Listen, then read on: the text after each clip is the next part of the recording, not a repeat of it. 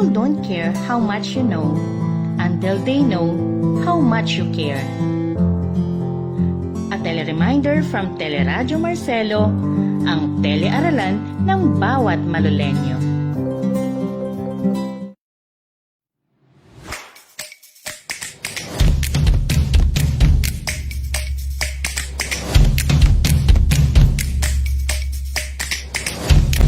Magandang araw, Delphilarians!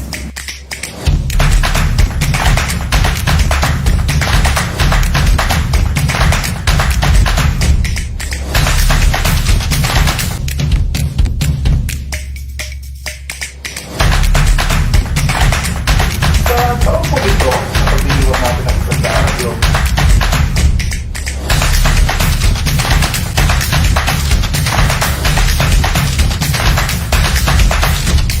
mabuhay ang Pilipinas.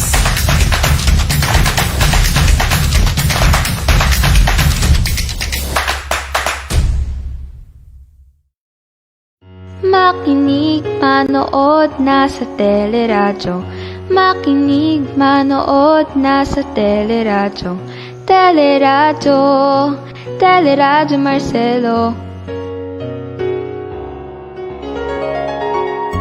Sa gitna ng mapa 9, 8, 7, 6, 5, 4, 3, 2, 1.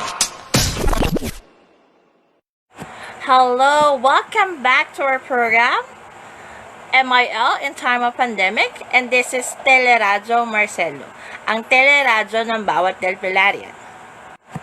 And now we are in week 1 of the last quarter for the school year. I hope you're doing great and well. This is your teacher broadcaster for this session. I am your teacher Tiny and hope you're doing great. If you have any questions about the previous topic that we discussed, please feel free to message or chat with your MIL teacher. For this afternoon, again, we're gonna start a new lesson. But first, let's go back to the previous lesson so that I can know that you already learned something from that lesson. Are you ready? Hope you're doing good! Before we start our lesson, let's have a quick review of the past lesson that we have last week. Don't forget to write down your answer on the comment section. So let's begin. This is only 3 questions. Number 1. Sound is one of the most used codes in media. When a movie scene has a sound of the wind, what does it signify? Something unpredictable will happen. Something terrifying will happen. Something memorable will happen. Something awful will happen. Don't forget to write down your comment and your answer on the provided chat box. Second, body language, clothing, clothes, or colors are example of what code? Written, symbolic, technical, or media? This is our last question for our review. What is the code used to tell the story? It can be symbolic, written, technical, media. I hope you get it all correct because that is. Hello. Right now we are discussing media information literacy in a time of pandemic. And this is week 1 to 2 of quarter 4. So in the following lesson, we're going to discuss these are the objective and aim that we need to have. Number 1, explain the problem with the use of the term fake news. Compare and contrast misinformation and disinformation. Third, illustrate how network disinformation operates in our country and investigates the 7 most common types of mis or disinformation.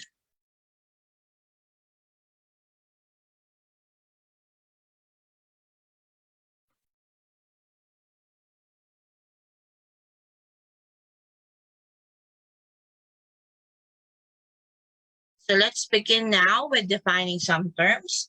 first, we have propaganda.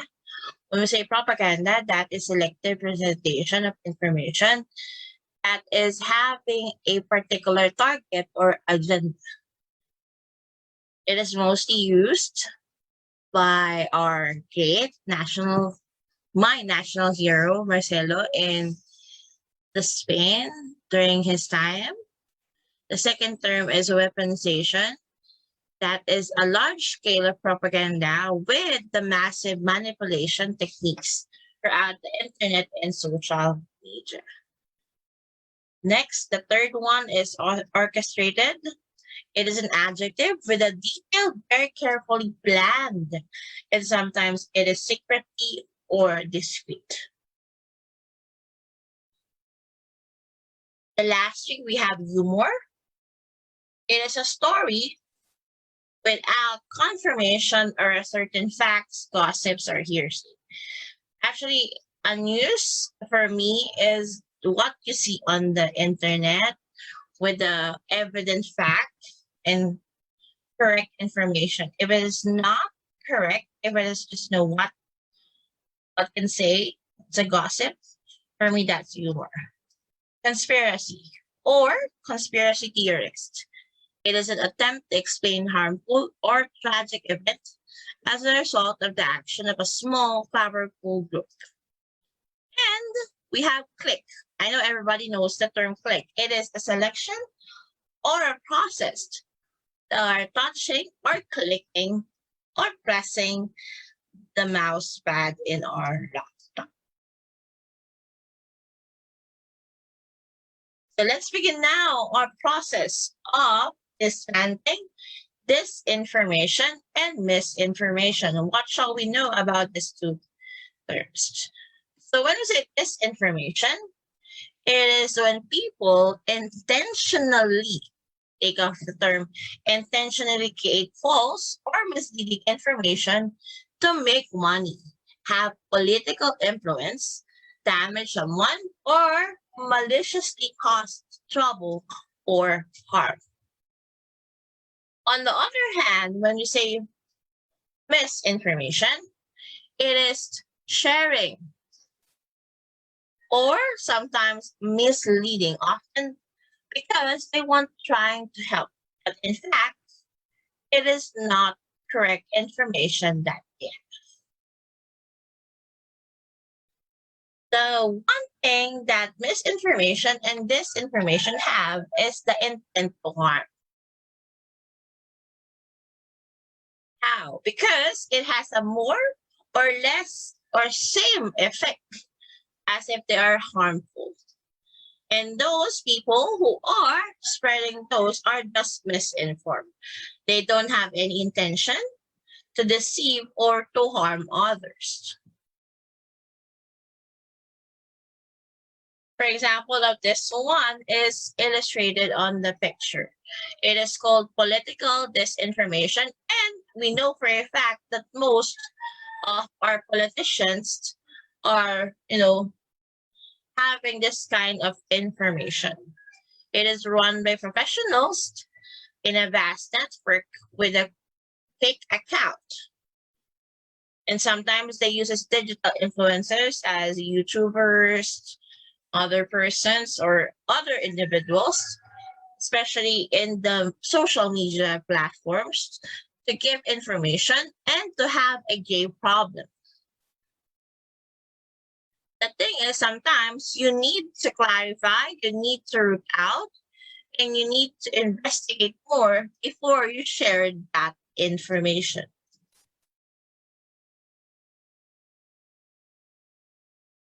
So let's focus now on the 7 types of misinformation. So number 1, let's have satire. Satire, yes, is a literary technique. Take note of that. That implies humor, irony, and exaggeration to expose flaws, criticism, individuals, government, or society itself.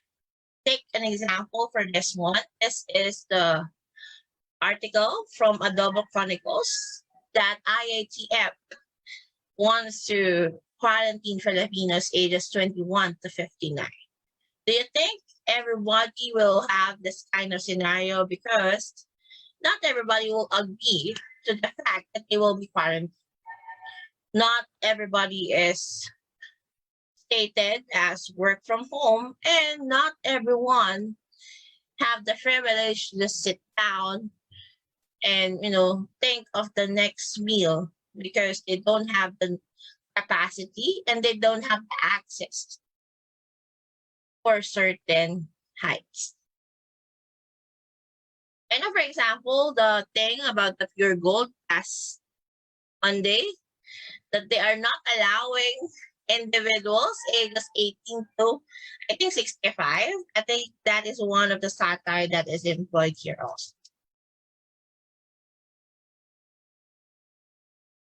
And next one is false connection. It is, imagery used to dive clicks or clickbaits. It is mostly used in YouTube just for you to click to watch, and after watching it, it doesn't have any connections at all. That is called false connection. Another one, we have misleading content. When we say misleading content, the content is not on the process or not on the road to itself. Example of this one is Robredo is only a legitimate successor to presidency. And, this is not just misleading, but it dictates us to choose whether we like it or not, right? It is omitting piece of information in a certain way. For example, I think Duterte during this time has a long sentence about Robredo, but this kind of news was deleted for them to have a content that will spark interest to those who gonna read it. Another example of disinformation or disinformation is this imposter content. This is like the employmental shortcut to help us understand information. And this powerful shortcut is being brand or person we already know and trust. Okay? And this is the information from a trusted brand, and we are not doubtful. For example, is this one. I think this is from ABS-CBN. It was edited, and and post in a news streamline wherein everybody is grabbing some images and sharing it. It connotes that, it's up to you whether you like it or not, something like that. Another one is false content. So when genuine information is shared and reshared, but the old information or old stories are being also reshared at the same time, it is a plain cause of misinformation, and it will mislead the persons or individuals by sharing information in a different context. Example of this one is this Facebook ad. Okay. They say that social distancing doesn't make any difference at all. It won't slow the pandemic, so get back there while you still can. I think this is published by Facebook, but it was not published according to this article. But read between the lines. Social distancing so that it will entertain or encourage others to get out and make a false accusation that it is not worth of doing. Manipulative content, on the other hand, is altered, edited to change the message. It is completely made up and fabricated. Many people fall for this kind of manipulation because it only glaze on an image or caption while scrolling down on your phone. Just look at the example of this in Prince William. If you're going to say on the other side, you're going to say that, Prince William is making a bad sign language or bad fingers to others. But if you're going to look on the brighter side, you're going to see that he is just, defining 3 digits on his hand.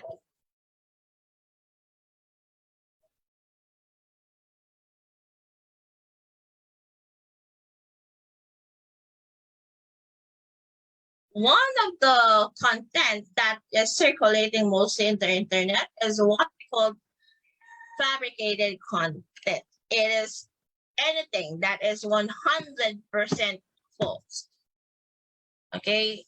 Why? Because they get the stage videos, made up posts, and fake websites just to fall under this category. The fakes or synthetic medias are fabricated, the terms for social medias, produced using AI. Okay. So I guess this is what they call this. This is 100% fabricated, not true. For example, here, I know for a fact everyone's go gaga, not just like me, but everybody, or should I say, most, go gaga to Yumbin. But unluckily, Yumbin was not able to say the statements, including here Meredith, which is from Grey's Anatomy.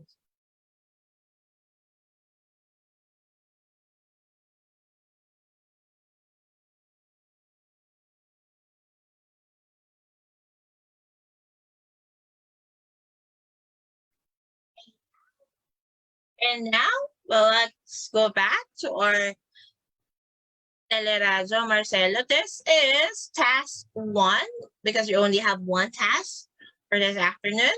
And let's call it Deceptive 7. Okay? Write your answer on the comment section. You're gonna identify.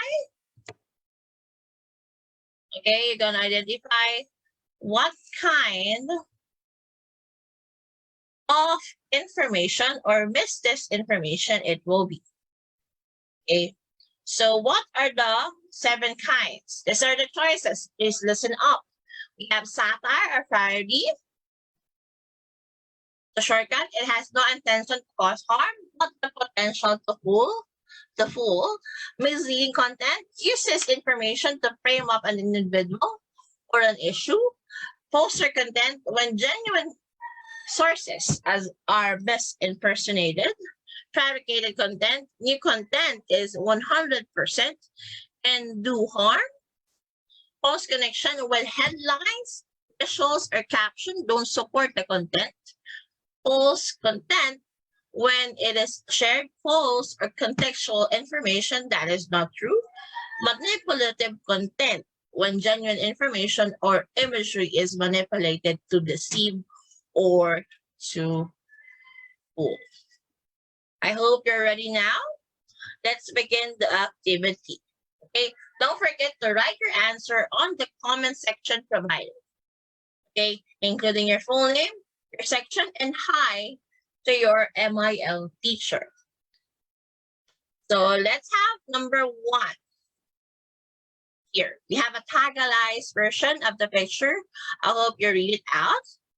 So it explains as early as 2020, the picture circulated on social media are supposed corona-infected corpses or corpse in Wuhan, China. However, this is not true of that fact.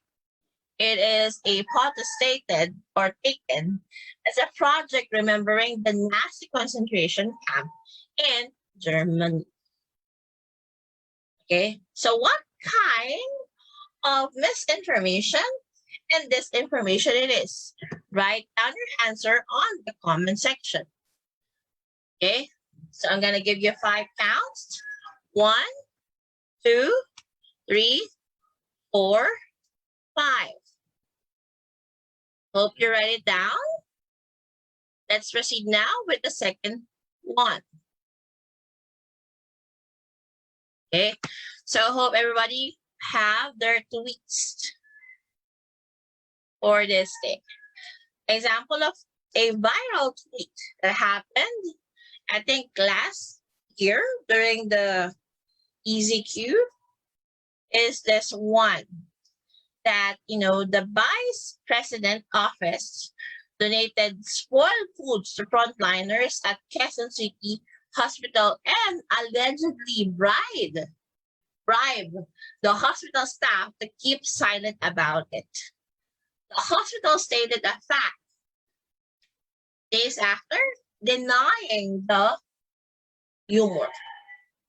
And also the vice president tells us that it's not happened. So what kind of information or disinformation it is? So let's count now.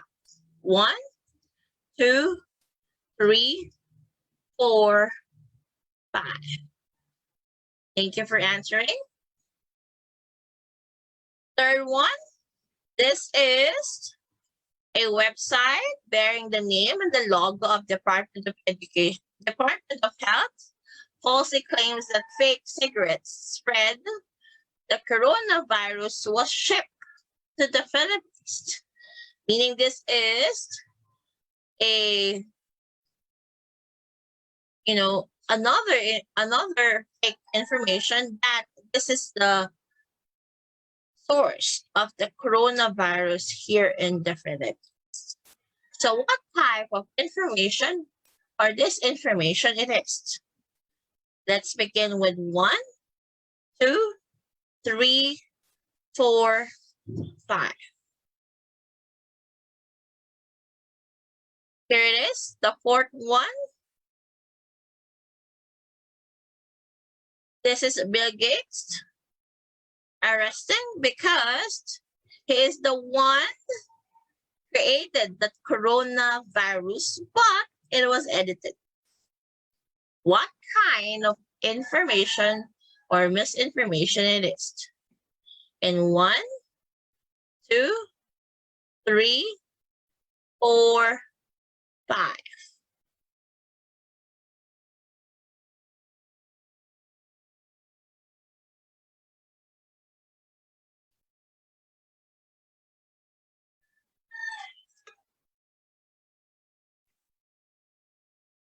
And that's it for this day. Always remember that you did great today because you finished another lesson of our discussion for this session. And thanks for embracing our new normal. A big virtual hug from Teacher Tiny. I hope you had a great time listening to me. Thank you and have a nice day ahead. Bye for now.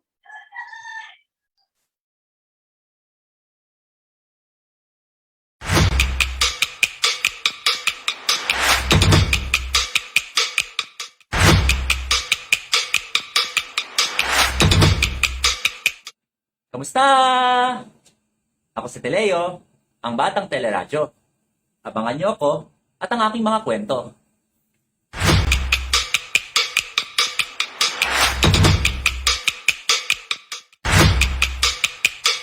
La la la la la la la la la la la. Wow! Ang ganda naman ng gusali. Nagandaan ka rin ba? Iyan ang unang gusali ng Marcelo, na noon ay Bulacan High School. Binuksan ito ng mga Amerikano noong 1906 sa bakuran ng Kapitolyo. Nilarawan ito bilang the best and the most modern schoolhouse sa Pilipinas noong panahong iyon. Cool, di ba?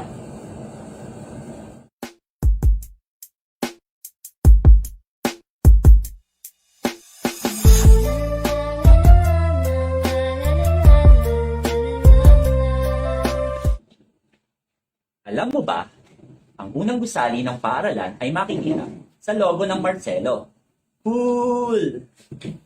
Yan na muna for now. See you next time.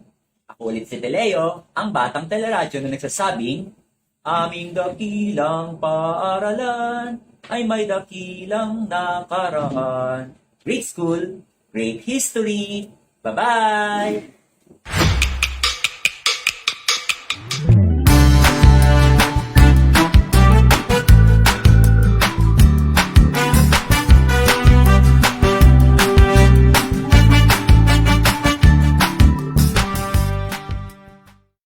Teleradyo is always at your service. Kaya naman, ang feedback mo, suggestions nyo ay mahalaga sa amin to improve our programs on air and online. Para alam ni teacher yung strengths as well as the things in your mind na mas makatutulong sa mas effective na pagkatuto sa Teleradyo. Please take time to send your feedbacks via Teleradyo Mu, which you can access by scanning the QR code on the right or typing the URL provided here, bit.ly/3ORVAY9. One more, this time you follow. bit.ly/3ORVAY9. Kaya send your hashtag TBH o hashtag RT dito sa Teleradyo Mu kung saan ang feedback mo, suggestions nyo ay mahalaga sa Teleradyo.